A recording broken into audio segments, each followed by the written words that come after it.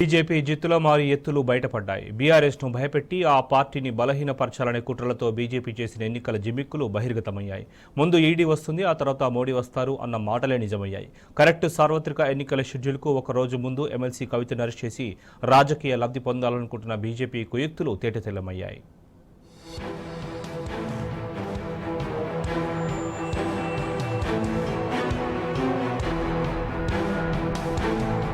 కేంద్రంలో బీజేపీ సర్కార్ పన్నిన ఎన్నికల జిమ్మిక్కు నగ్నంగా బయటపడిందా అంటే అవుననే అంటున్నారు రాజకీయ పరిశీలకులు. సార్వత్రిక ఎన్నికల షెడ్యూల్ ప్రకటనకు ఒక రోజు ముందే బీఆర్ఎస్ ఎమ్మెల్సీ కల్వకుంట్ల కవితను ఢిల్లీ మద్యం విధానం కేసులో ఈడీ అరెస్టు చేయటమే అందుకు కారణం. ఒకవైపు ఈ కేసుపై ఈ నెల 19న సుప్రీంకోర్టులో విచారణ ఉన్నప్పటికీ కోర్టు ఆదేశాలను బేఖాతరు చేస్తూ కవితను అరెస్టు చేయడంపై రాజకీయ విశ్లేషకులు విస్మయం వ్యక్తం చేస్తున్నారు. శుక్రవారం సాయంత్రం అరెస్టు చేస్తే సోమవారం వరకు బెయిల్ పిటిషన్ కు అవకాశం లేకుండా ఈడీ వ్యవహరించిందని, ఇది ముందస్తు వ్యూహమేనని అభిప్రాయపడుతున్నారు. వాస్తవానికి ఒక మహిళను ఇంటి వద్దే విచారణ జరపాలని కాంగ్రెస్ సీనియర్ నేత చిదంబరం భార్య నళిని చిదంబరం కేసులో ఈడీకి న్యాయస్థానం స్పష్టమైన ఆదేశాలు ఇచ్చింది.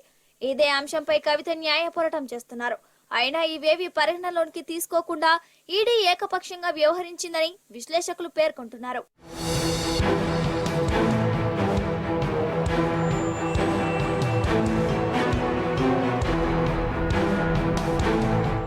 రాజకీయ ప్రత్యర్థులను భయభ్రాంతులకు గురి చేయటం, లొంగదీసుకోవటం బీజేపీ సర్కార్కు కొత్తేమీ కాదు.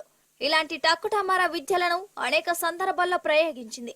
ఇది కేసులో ఆమ్ ఆద్మీ పార్టీ అధినేత ఢిల్లీ సీఎం కేజ్రీవాల్ కు వరుసబెట్టి ఈడీ నోటీసులు ఇచ్చింది. ఇప్పటికే ఆ పార్టీ సీనియర్ నేత సిసోడియాను అరెస్టు చేసి జైల్లో పెట్టింది. కవిత అరెస్టు కాకతాళీయమా, పథకం ప్రకారం జరిగిందా అనేది పక్కన పెడితే కేంద్రం తమ రాజకీయ ప్రత్యర్థులను లొంగదీసుకునేందుకు ముందు ఈడీ వస్తది, తర్వాత మోదీ వస్తాడు అన్న మాట అక్షరాల నిజమైంది. ఈడీ బృందం శుక్రవారం కవిత ఇంటికి రాగా సాయంత్రం మోదీ హైదరాబాద్ కు వచ్చారని పరిశీలకులు చెబుతున్నారు.